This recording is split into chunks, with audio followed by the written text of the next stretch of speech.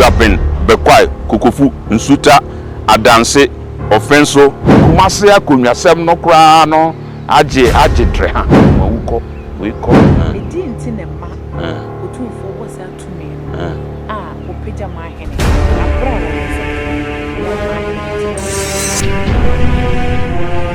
Oh, why, baby? Yet the moon answer separated doing a munya and Moshay, and necessary at a fofra, which you then put your coupon their money, and win tea. Yatna say about this year, and a DNA about this year, and the other Bessuan, Bessuan, at the Fire Chieftaincy Act 2008, Act 759. A tray categories are Nananum, Ananum, or more, may more Sebius on Sebiado, or more do a more a con at the J or my sea, or more entertainment. Now, what come one act and say, or 2-4 and other paramount chiefs. At what to a more nothing do chat to a crown, a one hini mono, a ye duku. Now, once I'm not so repeat a bra, a year 1961. In Penufana say, ye say, a year National House of Chiefs no, ye or Asanteman, life president, a Honson by. Say, a Honson Master review say, I didn't. And I was Asanteman, ye didn't change. Now ye day, a man here and I, or 2-4 and other paramount chiefs. A DNT and a man acting a yes, sir. And until ye be sweet, dear, I mean, you who be in tea, acting a by ye. A home back or some. Any baby ever dream. Yes, a son be ye, and Nasi is a son one, and ye. The assassin knew me, you who know. A first sign church, you want not ever active you know, and he had not say about this union. And ye near papa, ya dear Nora. You're Quadro Ajaman, were ye great historian, which you didn't put your cook on the not done. Wouldn't it break? So summer and numb. I just swim into no. What put any brown walk a crack? I'm my lady by this morning. And it's me a man at Nassaniache. Near Fadisian and Van Thomas, maybe I demand me for this. Oh, why, baby? Oh, me. I don't know watching you. But you so. But you're not home. Oh, Yamiadum. And now, Madame, dear, up on you, actor. On what can one SMP about the promise sabri? Do be a chirimunko. I'm on your phone if I know what I know. The answer I say, no music, you swap, your fire and concourse. Now, you hope I do me, this what I'm a favorite. Actor now, Cassama. Dear, the kind of young shay. And who been put your cook here, say. A act to way back. Now, as a pretty or 2-4, a free other paramount chiefs. Acting on separate or 2-4. Acting in separate 2-2. No. Acting I anything. I categorize the chiefs. And now, Otumfo Asanteman, or within the category of paramount chiefs. That is what the act is saying. Yeah.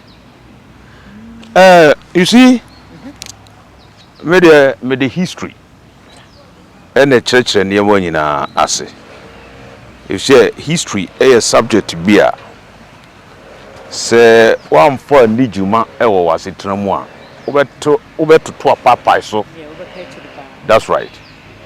Because Unipadia out to history and a door by. So, person what to be a womb says here. You say, Uchawani Koshewachi, but be your free buyer, what be Drews at to be. So, on your mission. Honor your history, no. Enti nipa bia wasitram bia kwasitram kra history wom nti so yi history no every man wo wasitram no wonte ase enti ote the past nase the past no ne be lead you to the present over the present situation nase from the perspective of past situation na no wa gina present situation no so are planning ahead. Say, mribi atwam ade bia amna suban bia mebu ya ne bewie mi sei enti se nna me wo saa tebea we mu a na ewo tebea bia metra medi kanko mu enti se nne me pese me komonim de a ene ye tebea na me komu no a bewie mi sei no ese me ye den esem sesa no enti na je se ya brabo na ye bo no se be ya maye ya eni kwan se ma ye wure fi dabi o wure fi u history dia se ne na che se wa brabo no kra no na wo he eva na wo ko eni me pa cho fa ye wure mu act no yeah e kire sei na ye den na ntichemu na ba ntichemu no e ba na sa you see the historical background of it and it's the Asante system na e wo ho no abeye very complex system if you abakosem ene bae abofo ebe colonize ye no before Bruni Britain for enyama no na almost the entire country and your friend Ghana you know na ye Asante Empire eno esese otiase eno ne so ojitum anasa onyintum no eno na ye reality in history na omanya yetimi be say 85% na Asante Empire na yina ye Asantefo ena Bruni bae no de ni nyansa e wa manamano efri ho or the coastal states no edi kan why go ho no di kan ko bo ne ho transfer Dutch for Danish nomne Britain for actually na omunyina ekoye ne ka Britain enti e ka Britain for no mse yebedi nkrofo no so na yebetuma di omu so de a ene agise yigu Asanteman Asante Empire no ye collapse no nti ntokwa nti omdi kan epone the coastal state no from Asante yeyi danchira frim yeyi wasa frim yeyi awunwi afrim enti ntokwa bebreba Asante ene Britain for ekon ye no nyina asene se na Asante epeso sanje na mine na no very good Bruni akwaje no back into the battle of Akatamanso Fiyiase ne ne keka ka ho nyina 5 times no a Asante ne Bruni ekon ye no nyina na Asante bosa ne say yeah very good mpese me winning those states no back and not tribal kingdoms no e back and no the final one and the last but one is Sagrenti War 1874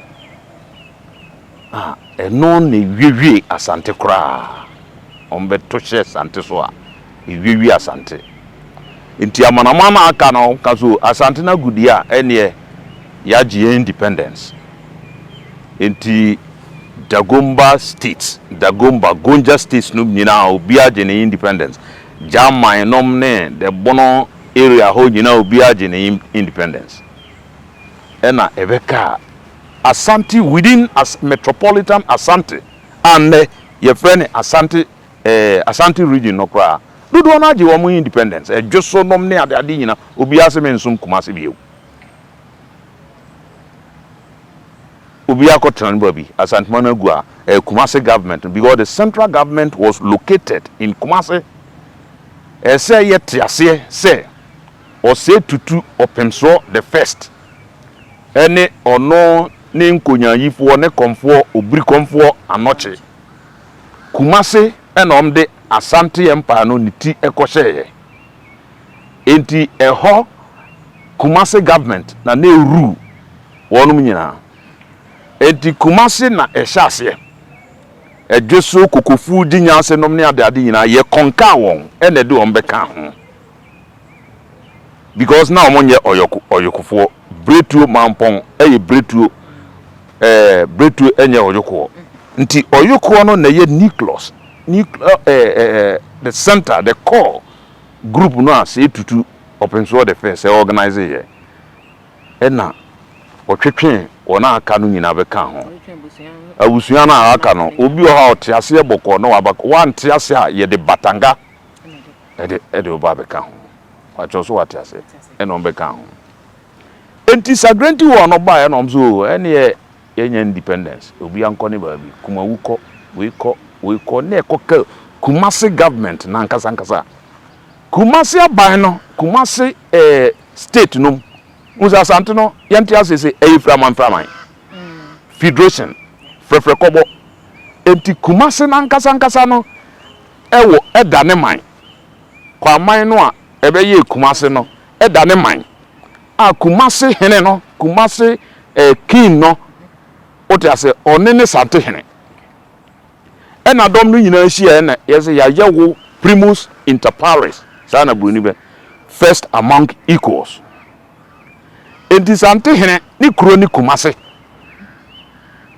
enti prempre kwa no yewo Kumasi traditional council ene wa Asanteman council ene wo Asante regional house of chiefs yebeba ho so nen sana structure no is it here enti obia tete ne ho se o yekono Kumasi kra na there was a problem here if you say ohima ye cha otu kofi kakari efra konwa no so we say no yes spendthrift according to Professor Aduwa or you disikatom prada enti the royal mausoleum no ahemfo mpemprane no kra no ko tabribi e de ye no ho kokoti no odi bi man wife no ne ade so na Asante amamrem ne abakosem ne amaniem no se atoyere nchem bisia utim ko se sasa ne maniem no eye ho te se ne awudi awere ho no mum de nanso gisa atrankonwa no etwase atrankonwa na ante nase wanka nkire wo no de batanga ko se sa ye ne ho ena ohema ye cha itu no fura konwa no so ena ode akonwa no ema mensa bonsu a no ye kofi kakari no ni nua enti mam mensa bonsu nso be di akonwa no se no min use diplomacy mama temo ho nyina momra de nsane yenshisha Asanteman no foforo ese no nya second confederation no there be second confederation nya yes or no within the metropolitan Asante no or say to organize even no obi akọ nti sa akọ no na na nam wo mo so se mu nyina momra yes yenye reorganization ena Kumasi fo no se Kumasi aban no se yenko kontokwa ye ni abrofo no nsanko bosu biu no se abrofo ye defeat ye Kumasi obi adwane ko ye ne support enti se ka se ye kontokwa biu a ye nyina ya subversion enti mombian organize don no mwie no so wo no ye man of peace o mpento kwa o kro ye hunfo na mtu no fura konwa no so wo mtu no fura konwa no so no ena ye de akonwa no ekoma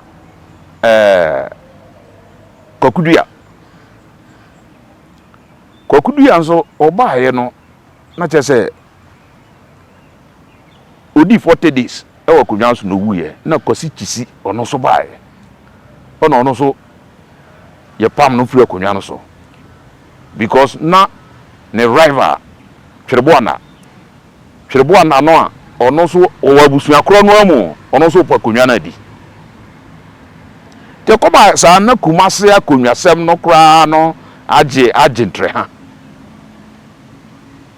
ene na ni namu a ena ageman young ageman no be ye kwakudua the second by prempe the first yede akonwa no ma no yede akonwa no ma prempe the first no na chese still amentum ho ase enya adwuma mempre no na still na ewo ho enti na prempe the first aye hot ewo akonwa no so nenu nene na nenamu na Major Nathan ba ha se no omuhu se Asante no stability nim dia yeso yentimi nidwa yeso abia yentimi e baaye because slave trade nagu ye the policy bia by a friend legitimate trade adwadia mra e ma ho kwan ene say ubetuma to gold ubetuma akoto powie rubber so ni mpowe eno na yede electrical insulation those days yede car cover no tie no sabrenal rubber plantation na mai okokwaye mu a esisiyo ye friend fruntum bebre te say bia ye wo hai na wabo na chese wakoton waso ni nsuo no akoton nti ye pebi ato koko nso aba esese ye to so ahu na se aduan na ya na batatwene na nam ho a utwa yesi fruntum very good yesi fruntum yo sade batatwene no wote ase ye pe enu bi ato ye pe koko ato asawa cotton crown na omopa these raw materials na produce no and legitimately mrama ho kwan se yeto rubber nso wo kwayem ene nsesere so asante da kwayem ntokwa so no ko ye koto bi wo hokra na ye ntimi mfa ma enti se be ye na ye betimi adidwa atoto sa raw materials no gisa asante power no ye finish no forever and ever enu nema ya santo awo ebae no miese no yenkoto nhye ya santo aso ntokwa no tata na hono ajeman no prempe the first no yedi ni isi akonwa no so no abrofo no boa no they supported him financially confidentially what I say because no na oye young man ti oniska enti abrofo no so nasene e wo skamu ntu hwa abrofo na de no betena akonwa no so they supported him against the rivals no and the opponents no eno bae no no so na engineer ya santo rising because they thought say ye pesikadwa nafa na yenya candidate ya plant no dia a o ya ajeman prempe the first dia obeboa ya ya foskadwa no skadwa no so ne yenim se asantefo e dia ye nkonya atumi no wom tie nya dia e bituma finish asante ena prempe the first no wa makwan ankyere wa bieska eskadwa no wo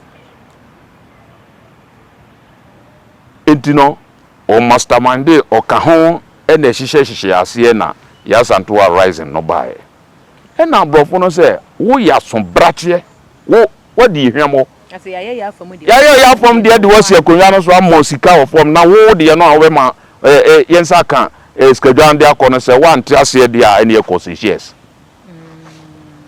koseshes ye be tware wasu kra afri asanteman se wote ha no betuma organize won de be tware wasu ye tabri no any the leading members are support rising no ibinum ye hange omo e okustu ho na de binum e call Sierra Leone na prempenom and some about 19 of them e call Seychelles enti eno so no prempe free ho no still na jadam asanto for pentokwapo na gidigidi no still na etuntwa na say prempe call ye na say ye be cheche man no no cheche o manum divisions first no ye che o manum 5 divisions enti yehu ehwewani na say wo no ya santo rising no wam take part na ya bo man hene a kire ne ye trade divisions num division no kire say ye create region bi ana district bi e de amount a district no ye traditional district na ya hwe ahemfonum wo ya santo wo no na wonka ho enti wo na wo ye paramount chief e wo ha ne me sure no ahemfonu nyina mehye wase nti kreti Kumasi division enti Kumasi division no sabre no won say na ene hene because prempeko enti the CCA the chief commissioner of Asante ona no ye president of the Kumasi division Jackson ono na de your friend saying Jackson Park atono what I say ibinum buy before ono ba Hudson num nyina omo buy answer Jackson eba Jackson no buy and that was around 1935 Jackson na prempe call Seychelles na na sabrofo na ba be take over area. Yeah. And when a penny or no better key over, then would do money more. On an F.N. Jackson. Yeah. Near one chief commissioner of Asante and a governor no occurs to go. The chief commissioner of Asante and a veteran until one year transfer.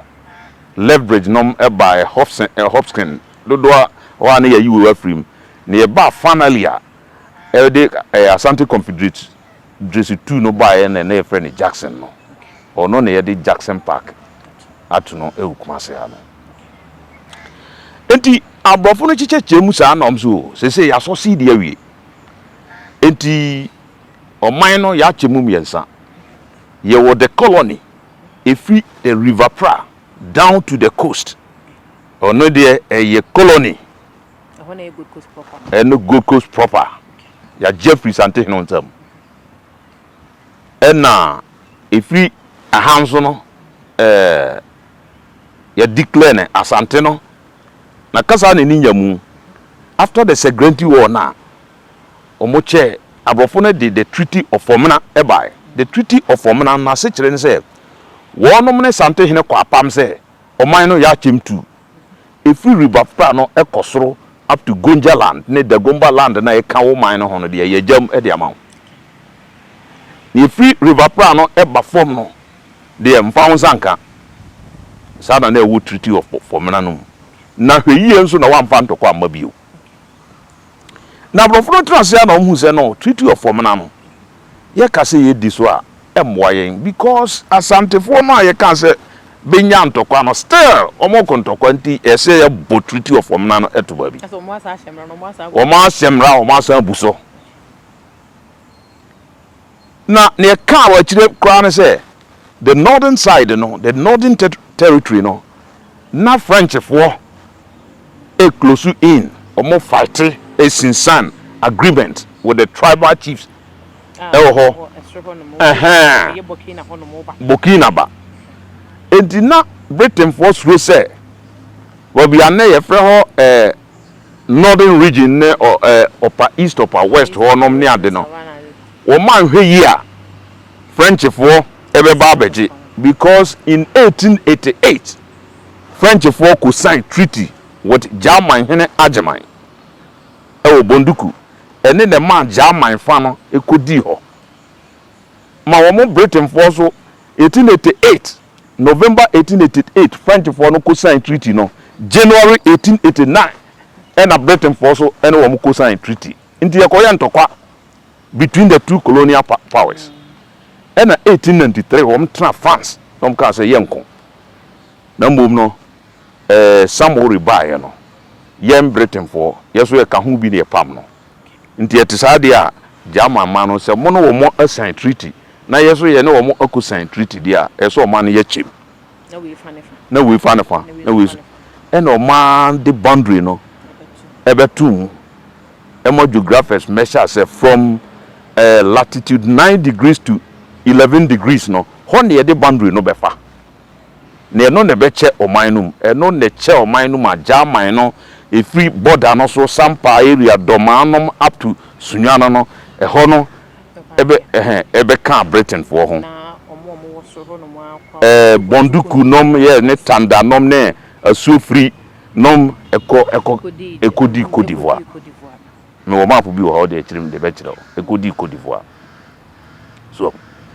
edi ehunu ndi no na wo mosoma George Ekim Ferguson na ono ye fantini ne abrofo no take coast to say cosign go and sign treaty with the northern kingdoms Dagomba Gonja Mamprusi Nanumba ono wo monko ye nhyehyɛ nti se sa abra numpo na ayi fence France for no mu didi ba na se na wo mo ba no mu didi aba enti ono monko cosign treaties ono wo monko ye agreement say o mate ase say on be ma ya protect won say be ya French for no be duro no ntumi ma mewuram bi say be no ma ba fa groups ne se sala for ne nyina very good top ho no de na omo afa mosi area ho nyina apa east na omo wuram pa Kogumba area ho nyina won sabre no na Germany for so close in from the east you know say Togoland na German colony after the First World War, ena German ye defeated German no na Britain, the Allies no Britain, any France, omoche German possession a war Africa ha no omochichi mu so hu. Enti sabre na yenche mu no na Britain for so suro say Germany for omoso ba. Enti ye yenkoy agreement dentem. Enti ye kan say ye jai ho no edema sante hene say ye yensa free ho say policy of non interference no ye di ye adwuma enye den emwa no mbuso eno ne ma beto she asante so o ya asantoa wo enti pampe de first ye de no free se shares buy no still a okoye na asumdwe ni asante na ye say okay sa na tie dia yenko fa pampe the first mra na ebia obetuma organize ebia na de wasakra na dwen obetuma organize ma peace aba ye de no buy na ye say he bo ma wo ye kumase hene unye sante hene asante ne ya gu no nti ye do what to probation ye hu se wo ne nam other kingdoms no so organize ya ube hu obetu piga nti prempe the first buy no so amo no tini to krumba bi nti 1933 na Edinburgh 24 33 hona uwuye ena kwamchirchie prempe the second Ajimai Prempe the second na efreno o se kwam chiripie ono be di akonwa ti obedi akonwa na abrofo so ya san ye be san restore Asante Confederacy no e de amount na restoration of the Asante Confederacy no se no akoye ndokona agudi a this the democracy ewuram amai no a wo motete wo mo hono gise ebisa wo mo ye meto aba na ye hwe se majority be ka se wo mo pa Asante Confederacy ana eno mkoto aba results nini we from archives file number BRG1/2/106 Asante Confederacy 2 and a friend Asante Confederacy 2 because first nagu enti yankoto aba ye be call rounds abisa ahemfo no ayabobo be man hene saa bre no nyina se omoni je hon sa Asante Confederacy beba ena Kumase say yes Kumase to yes Mampon yes Dwaben Bekwai Kokofu Nsuta Adanse Offenso yes Ejuso to no say on Asante Confederacy Agona to yes Wampo amutu no Banato yes Techuma to no Nkwansa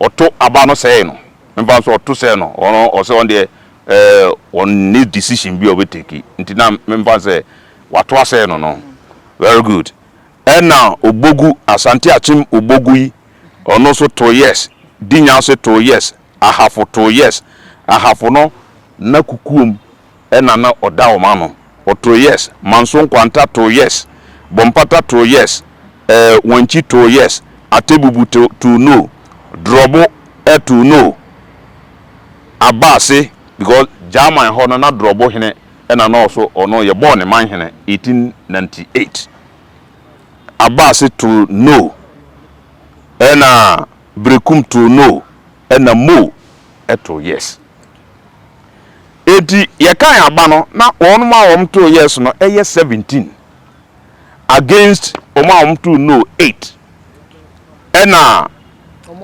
oma wom say no 82 ena abrofo no say ene majority na nwi ni dia mo amoto no nyina no ese mo beka Confederacy no asakese no fadodo na ese majority ti se na ye to abaya ene ma wom no safo no ebeka Asante Confederation no nya Asante Confederation. Engineer just sabre na yes the second Asante Confederation. Na ze na edom ni nyina the 17 plus 8 and adom so say no so be count. Tina say 27 27 and no more de Yes. Yes, 27 divisions. 27 divisions. Abrofuno. Enye Asanteman amana abrofuno ni kreti ye. A o mamfa amamre ni amane ni abakosem kwanso. Ye hwe wani ma ni abo ma hene ni aforce we say wo kwose na se. So ahunu. Asumja ene amoafo ekwohye bekwaya ase. Ahafo kakrakai de kwahye kukum hinase first de share mem hinase ene omu yifiri mem de kwahye kukum hinase dua ya nkwanta odumase number 1 number 2 wadumase number 1 no nsuatere ye de kwahye brekum hinase ye de nsoko hebobia nsoko wi ene sekwa ebe share drobo hinase sumanum nyina be share drobo ase adwinim jape krom num nyina ko share drobo ase enti na ho no ye German division a Bruni kreti na wabo obi man hene no te ho enti sana divisions no ebae enti eba sa na omso santo hene o man no ya chimiensa yo the colony proper wo country no wasante confederation na ye de aba no yes eno ye the crown colony of Asante ena ye wo the northern territories obia so wo mra ye pompa bia ye di rule no sana Britain for no so ne me choro no ena eno enamua na independence edibai so it's a mere shame ejinti ena ema ye abrofo ne sakofa na prempe esadne fees shows ba ya won ye won adwenze ene ye besa cheche Asante Confederation ne bi mu the second time na emum ne asama wasante hene emum asa adawona ejinti na ma abrofo ne ne enti a wo ye sa ne se broni onim ya mamre onim Asante amamre enti creative divisions sa no ede ntokwa bai on se me chiro se asumja asambe kwai amwafo nsom be kwai enti asumja boho no na ne na kumam no wompe enti sometime kra okra oye huhu dodo ya nsum obio so ho enti na agitations no na doso ena omso yemfa na mra ono nenim na santefo na mamre na omeboa yen wote ase na yemfa amamre ne amane kwanso no enhyehye Asanteman no aka no so ho ye frɛ no the crown colony of Asante no ye Asante region ene Bono Hafo region no omeboa ye ne enhyehye na asomdue mra ne yatima adidwa ho intanet omo ye we nyina se de be ya won dwadi ye won bedi yes no that's right na nhihye bia broni de ba ye nyina no why na cattle say ne beboa wo black man ne obeboa ono nko a because Patterson Zukonic and Co PZ GB Olivant these were expatriate firms companies are now more Asante na omunye sika di free omunye sika to sa na emoy enkabo mu no wo hono eboa wo munye na why are you talking about Obuasi gold mines no wo established in 1897 what you say one person to scan ko mo so Asantefo no mo kontokwa etie ne ye manemra ye discover gold bi so e wo konongo Obuasi gold mines no omo year research those days no na a gold deposit eta hono the whole Africa krana entu obia broni pesika cause broni de sika sam de onfa ni agro na Asantefo enti yemfa no mra na ojojo ano de a sa ye konongo ne hwanhwan no gold no ne a ye pe no ye nsabeka enti de no ba se ommeboa won enti Asante hene na ye de no ba ye na ye sande Asante Confederation no ba ye no na chief commissioner of Asante na ote ho or spy no enti se sante hene pese otu anamon bia kura no a jeso oyeden the commissioner agrees enti yete court ema amahina ye bo wo nyina ye friend native authority ene ye ma sante hene court ni kumase no ye ma na sante hene court ABC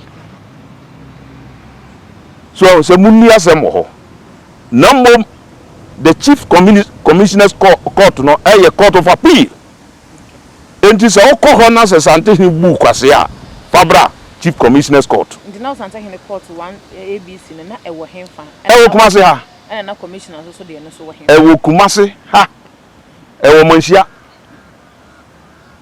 otase ewo manhia na commissioner no so stay ha otesoro ha post office nchen ho otase kwama himfie dadam ho omo ne de sa colonial troops na Ghanaian o kumase about 20 years ago one say na almost see round houses binom colonial troops na do mbae no yes you know yeah first battalion regiment you locate omo ha and the second battalion call the territories the northern territories okay in the senate say yenya second confederacy yeah asante asa ababima enam abrofo so ma asante asa ababima sir na ehu ben ne ko hia say Ghana enya independent we ye ko yenim ehu ben ne ko hia say yenya national house of chiefs na act ye said do 2008 almost a year one amendment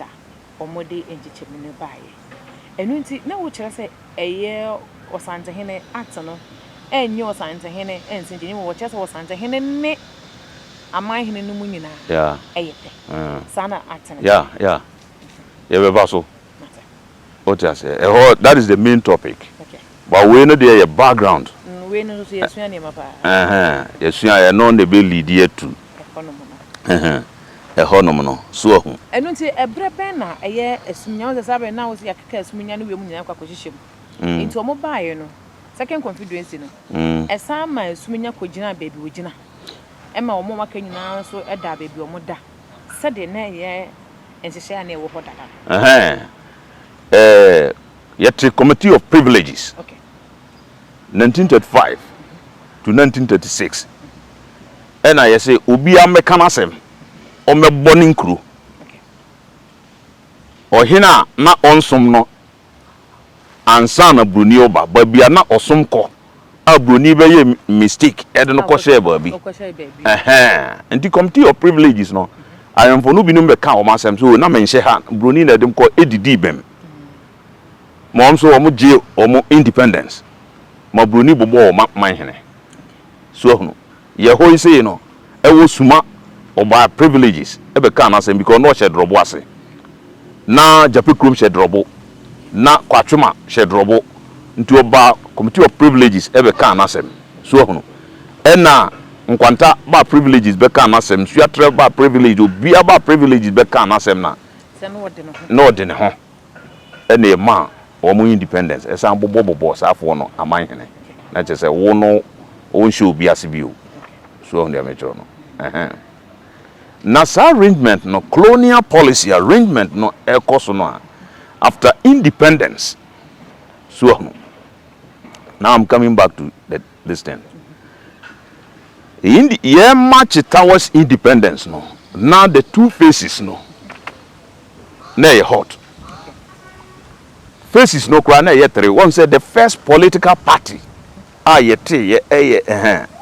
UGCC somewhere 1947 thereabout UGCC no 1945 coming to 1946 was sopon hono actually na Kwame Nkrumah bae ebe ka ho ebe secretary no kote ne ho a oko for me CPP enti ya ko independence na ahemfo no Britain for no hu say yen hand the power over because they so ahemfo ne ne batena be kura be me good to nom ne ade na e na ahemfo nso no ye di school ba ye enti no akrachefo bi nom awie school akota lending no ma wo so yakratifo intelligentsia ya fofo binum ye civil servants nom ne ade na wo mo so pe man no so adi na ahemfo no so pe man no so adi. Very good. So the British were divided. So eno na namu a ma akratifo no kote UGCC say ya anya smart ni yankote political party a na brofo no hand over to our chiefs now ya so be ye hye wo man no e don kote wo political party. Very good. Say ena ade ba ko no say ahemfo no nim ngoma o man ko school ye be hand over so e say akratifo na ebu man no ntise sisi what I say sabre na ahemfo anko school na wo mba nom na akoko school ene wo fase nom na ye de wo ko London ufuriata e de ye friend say ne wo fase jebi dan kwanom akọ London jebi dan kwanom so kan UGCC no ho enti wo so wo fa na ufuriata ya ono hwe school wo London enti na wo hunu say me amofa wo fa wa hwe school un say intelligence amoba moniska ahemfu na tonton gold ama brofu woska at the same time so omado dokokufu akese woska mo ye graduates there na so mo ne kapre enti ene etesade a ahemfu yi dodo no a old ye na da wo na se wo mu free system no mu a na ye yaba enti ye mfa eno ntima wo de policy bi say independent gradual process no ne ade.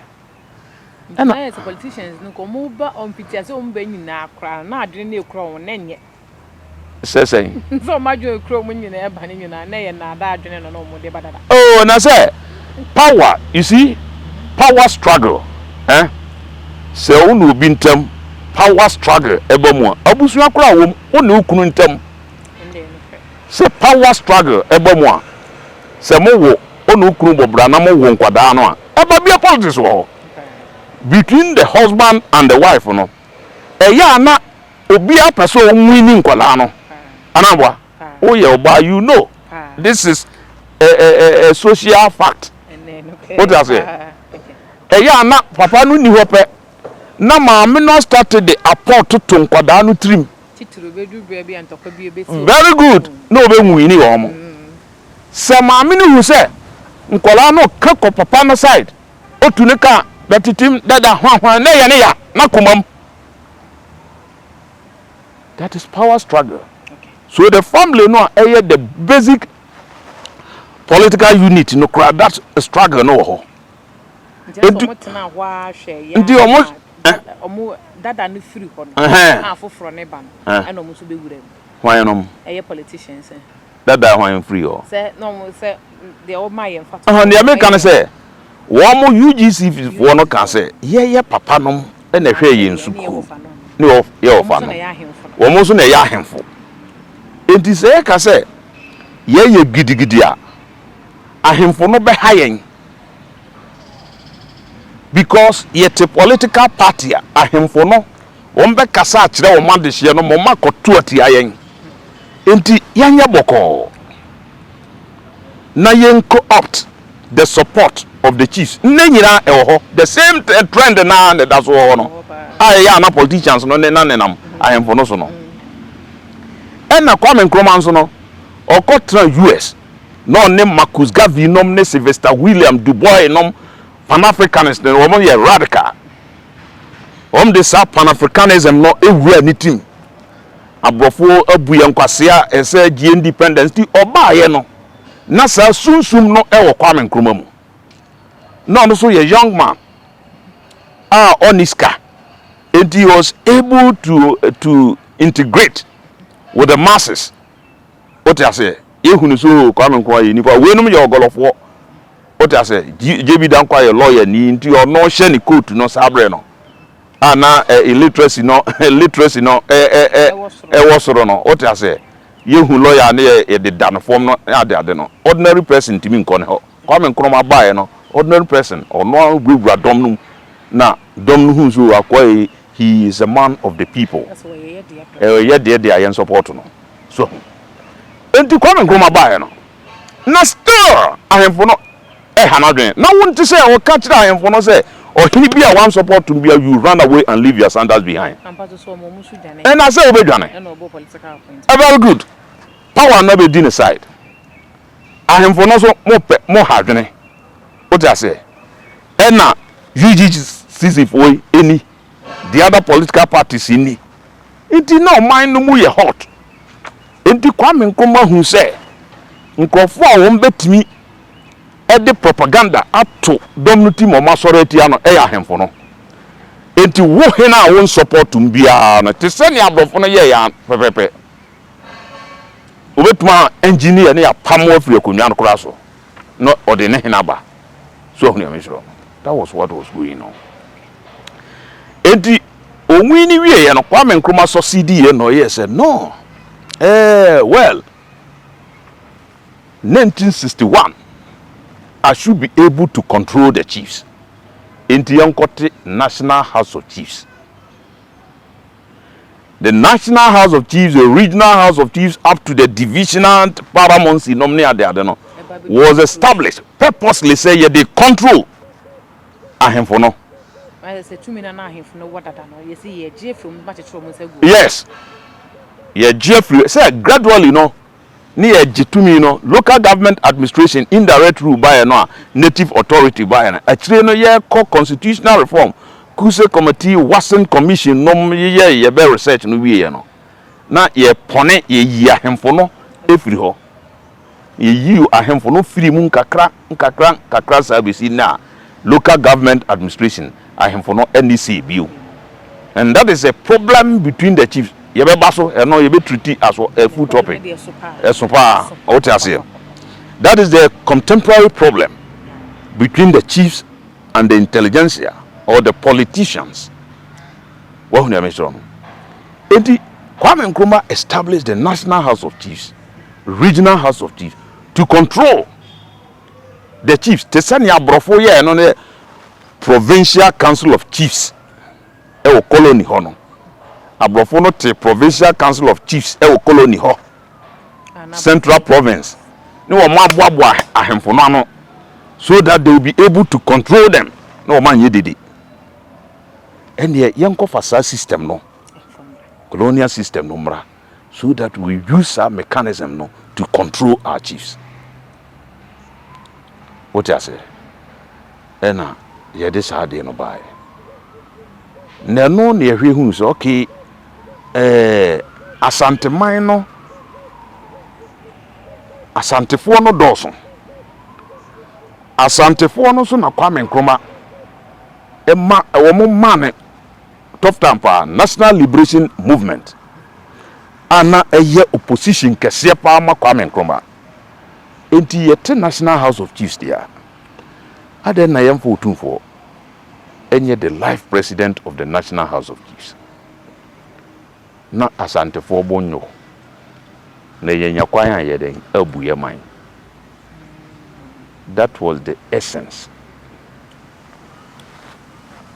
the motive no near the Santehne National House of Chiefs so that Asantefo say more hene ye the whole nation National House of Chiefs there and who did na wo ye no wo koye no hibio mo so na Asantefo nso na wuska kita dom besi ne nyina so sani besi. Then come to your question. And unti ebra on ye Asante ehine life president the man National House of Chiefs then say ya ye die ni mo na aban no ewo die ntia say National House of Chiefs. Yeah. As I come here say Dr. Kwame Nkrumah oye bibini die na so mama mu no mo ne mo ye nyina no o shebroni atade. Oh na mama Omaya yetimi enye colonial state. Enye independent state colonial state. Enye colonial state. O boundaries no why ne create here. Abrofo ne create here. Yes ya hudu nyina abrofo ne. That's right. Into your mind now team no enye colonial state. Structures no Supreme Court, High Court no those structures no why ne dey buy. Into a minor already in a colonial state. And go ahead. In a colonial state in Babano. A brabena, a hunko here say. And as a brabena, a year was Asanteman, a free National House of Chiefs say, on ye life president, and from my National House of Chiefs. The who bears who could here say, a year amendment, nay, a 2008 amendment, a by ya, a year was Asanteman, any other Paramount Chiefs now. I am told, they say, I am for no be a protester. Say, Ventias, say, Santehene, or ye life president of the National House of Chiefs. Enti nkayen rotate yen toaba. Now she Asante system no so Santehene ye first among equals. What I say? Na hemfo no nyina ya aman hene. Na se one wo mo san kopre akunwa ba ko a. On say na je say Asantehene wo firi so ho atiato. Wa san ba fom, wo ba kuma se ha kra wo kansem kra bi na Asantehene se wo ne ayi edwoso man hene e koto aba na beto ma no a. Asantehene wani mingu ase. Wo be da bi claim say wo yes Asantehene bi. Ebe ha dwen pa. Enti it is hard there. Ye ma Asantehene no mfirim. Na hemfo no a be ya man hene no. Benkam. What I say?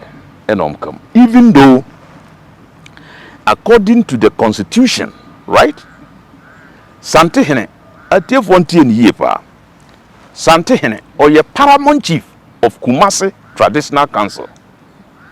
Asante system no afi ne ba ho. Asante system no a tripartite system, right?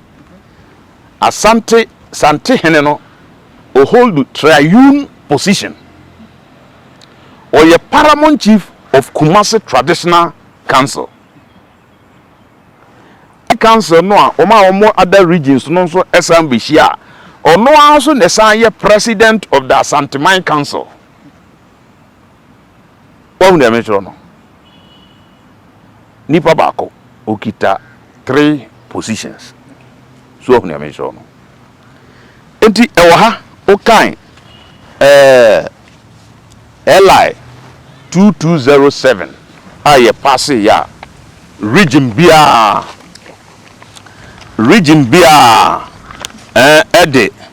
the hierarchy of ne paramount chiefs aba so who hwe haya also members of the Asante Regional House of Chiefs. Members of Ashanti Regional House of Chiefs. Ode Kaiha. Members of Ashanti Regional House of Chiefs. My Henny of Mampong. Statifri ha. Okay. The members of the Ashanti Regional House of Chiefs are Otunfo, the Wasante Henny. Otunfo, the Wasante Henny. And a B. The following paramount chiefs. Very good. I, Omar Henny of Mampong. I, Omar Henny of Esminya. Yeah. Third one, so you're Omar Henny of Adanse. Yeah. Jabbing. In Suta. Yeah. Kumewu. And then I said one no. What the kind you were here was Santa Henny A. Yeah. A. Nebi Bianshanase. Very good. And son of what the B. B no man or I, BBC a year of once. Very good. The legislative instrument, LI, they establish the hierarchy of traditional rulers in Asante region, right? And Asante Hene 1A, Otunfo, the Asante Hene. B, the following paramount chiefs. Now, paramount chiefs no omaba omatwaso what do you mean no now it means within the Asante region Asante hierarchy no mono Asante region hierarchy no Santehene ene overall boss within the Asante no we know what to be 58 no section 58 no within the Asante region, ye can hear na legislate no establishes say Sante hene A otumfo da Sante hene so ahunu ya mention no ena B the following paramount chiefs, right? Ena oba 58 Chieftaincy Act 58 now. Oka categories of chiefs now. Or see, the following are the categories of chiefs. A. Asante hene and paramount chiefs. Ade na hono, one ko kase A. Sante hene. B. The paramount chiefs. Te send ya oye ne ha no. Nti we na say eye enu temi bisa say eye ehu be ne ko hia say. Nanka fan say. We wo hodada. Yeah. Ehu be ne ko hia say eye 2008 omo yesa amendment we. A wo ho hye say. Wenye Sante hene and other paramount. Wenye amendment. We legislative instrumental. Yeah, structure of yeah, structure every region bia won there. Into Asante region then Asante region die ni. Oko northern regional. Ube say dey so na yiri nom ne ade omo so dey to aso. Enu se be peda ne aye ho adwuma. Ye be ha. Enu ntimi yen hwe. Enti no. Oh, Eli no. What you say? En Asante hene. Eli no, etre say the structure, hierarchical structure of the chiefs, according to in a certain region. Okay. What you say? A region, a structure, a peculiar, limited to that particular region. But what you say? In terms of chieftaincy. In terms of chieftaincy, structure nuni. Asante hene. A. Otumfo da Asante hene. B. The following paramount chiefs. No, muswatu aso. Enti me we no. Enna we no aye bam no. We no a national one. Okay. We a national house of chiefs. A national house of chiefs. Okay. National there. Regional the house. Act no enye region. Okay. Enye legislative instrumental. Ye establish the region be. No eye actor. Actor. Ye de establish the entire country. I beg govern. The categories. Okay. The categories. Okay. What you say? Of chiefs. Sa ena eno etie. The categories of chiefs no etie. One. And now say A. Asante hene and paramount chiefs. It means say Asante hene so your paramount chief. They said the Nchirimu am the Mai because or your paramount chief ewo Kumasi traditional council or Kumasi traditional area. And also your president. And also your president. Edema Ashanti region Kumasi hano we ela na ye en hano osane ye otumfo da Asante hene ewo ha. Omaye ni A ena paramount chiefs no atoaso enti we ne ntiase ye ne se otumfo Asante hene and paramount chiefs na odeba ha no Asante hene ono oye paramount chief na osan ye Asante hene ewo region num obi aba be ye mra no nke se be specify ne sa but the implication is say Asante hene oye paramount chief according to the Act 759. LI 2207 no ewa Asante region no ono san ye otumfo ewo ho. Osan present wo ho. Enti ene ye money din to draw a distinction between ye hu say nipa no ye kana ho asem no say or ye part of the paramount chiefs no omo wo LI 7 Act no at 759 no. Enu ntuma A no say A no oye ne Asante hene ena B paramount chiefs there ena ka o complainer nanka odika because A no ye nyina ye nim say A is different from B. Enti say me ye no ya de na ka so me ne manfozu ye nyina ye wo category A doesn't mean to say something ho. Ye nyina ye wo category A say ye body kura no still a wo sa category A num say sa act we o fa de kire baabi no ka Santehene and Paramount Chiefs a category A we no e cho say Santehene o ye Paramount Chief o Paramount Chief e kuma say ene kwan say me no me madwenem no atinje ba ho wow nebia the makers of the law no giving the Asantehene ne peculiar position bia o hold you ewo bia LI 227 num no any state say we are stating say Santehene who is also because don't know names as Santehene kwa Paramount Chief no mo yesterday ye the way ba say Santehene and Paramount Chief say be yankrofo be hu say Santehene kwa no ono so ye Paramount Chief ewo Kumase traditional area just say we no momo no say kire yade say nessa say ati wu wura mu ye no asua de yi yeah no say kire say yeah na wo Santehene yeah na wo ye Kumase hene say kane eye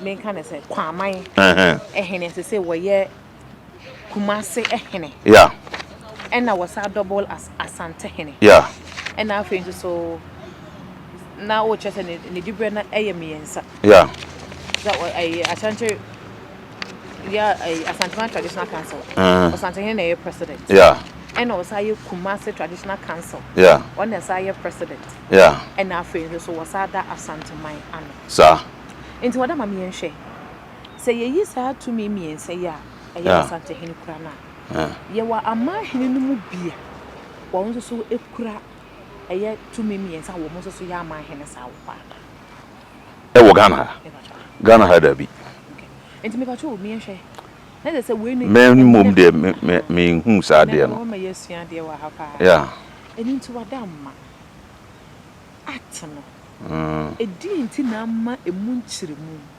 aya amanyofo no eni bimo etensa.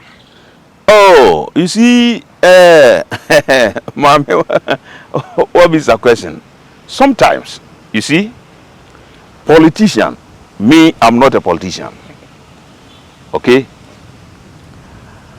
Me actively involved in politics for now. Ebi a meye kura dan kwa mabi. Okoya ye ho be kire. Okay. Okoya ye ho be kire. Me actively very good. Actively involved in politics. Enti me kire mo aminsuro. O da se. Me kire mo aminsuro. But obi ye MPP ni o ye NDC ni. Nkire mo a ode beba no. Wan hwa na nkrofo binum bo akofu no wo baabi no wa lusu bibi on ye mention no eni ntum oman ni mu no eho behia se ye won nkrofo binum a wonom eye neutral se on be tim de na si ho akeka nokre bi ama oman na kọ nanim on ye mention no enti me no nya politics na me ye o ha yesua de so my understanding and say category A Asantehene and Paramount Chiefs. It means Santehene is a Paramount Chief. Opa fako babia se exams ne oba wako primary school kra no. So all listing kola binum de beto category A. No kase Kosia Day and the rest of my children category A. Oba no beka se Kosia Day or category C. Muina mo category A. Enti amfa ho ni di na ewo ho no de pay eno kra no di we ebo eno kra no ebo Santehene charge ebo ne charge se amanfo adwene ye wo se yenyimfiri ho no me kra na ye retain na no na kire se unza dodo no anim se Santehene o ye Paramount Chief ana onim bebre nim eno kirem se Santehene o me hu se o ye Paramount Chief ndi ye nyare sa no obi ahu se Santehene so o ye Paramount Chief wo baabi en madam eye Paramount Chief edin ne ma o Santehene e would my hene esan say ebra na eye o mampanyi event say o saje for Dr. Kwame Nkrumah and after so eye 80s mu hono so flight lieutenant region Rollins abreso say pass a common law bia na president it me bought my hene but only with the consent of Otumfo e didn't in a ma Otumfo was out to me no opeja my hene abra won so kan e ya my hene category Obahi bebre